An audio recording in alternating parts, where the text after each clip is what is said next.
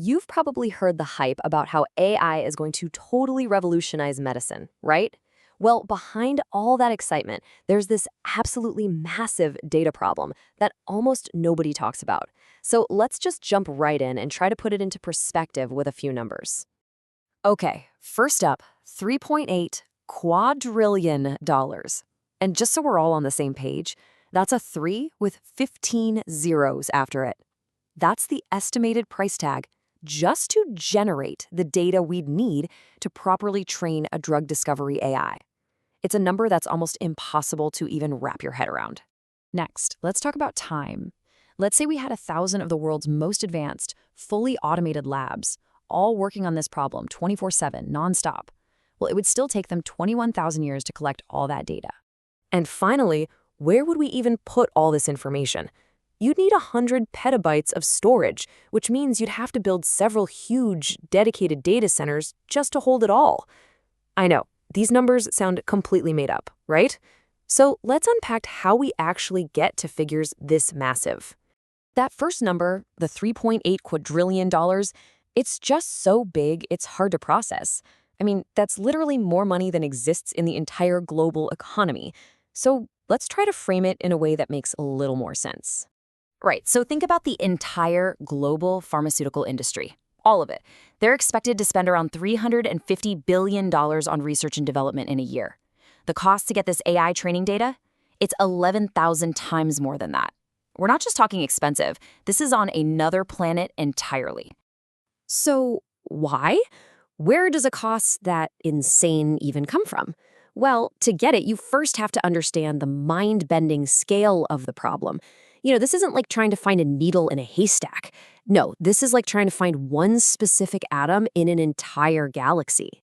Scientists have a name for this. They call it chemical space.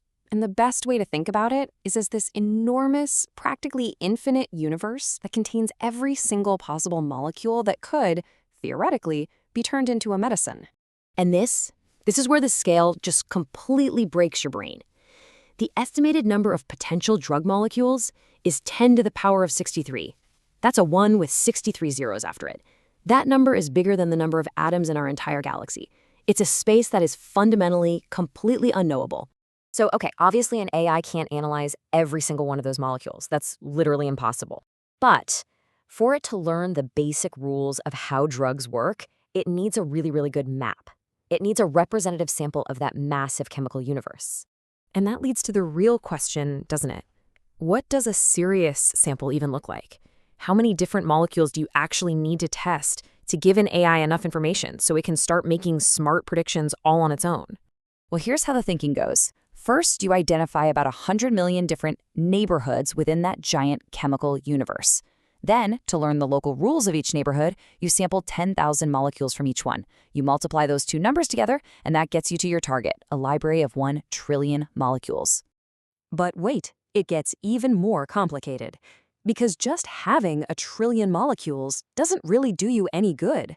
For each and every one of them, the AI needs to know what it does. And that means you have to run a whole bunch of biological tests on every single one. For each of our trillion molecules, we need basically a complete biological resume. Does it actually bind the proteins you want it to? How does it move through the body? That's the PK tests. How does the body break it down? And maybe most importantly, is it toxic? You add it all up and you're looking at nearly 4,000 separate tests for every single molecule. And this is it. This is the math that brings us right back to that shocking number from the beginning. 1 trillion molecules times almost 4,000 tests for each one equals almost 4 quadrillion individual data points. That is the gigantic library of knowledge an AI would need to actually learn from. Okay, so that's the dream. That's what's theoretically required. But here's where it gets really eye-opening. Let's compare that massive number to the total amount of public data that we as a species have managed to collect in all of human history. Let's start with just the molecules themselves. The goal is 1 trillion.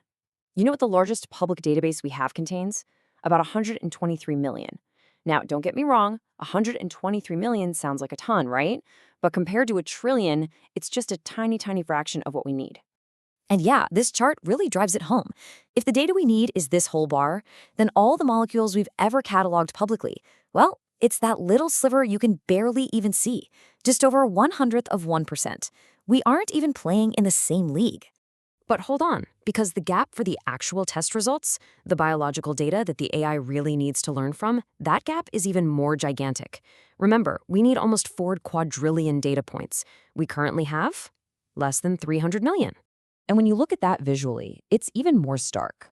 The data we have is a microscopic fraction of what's needed, just 7 times millionths of 1%.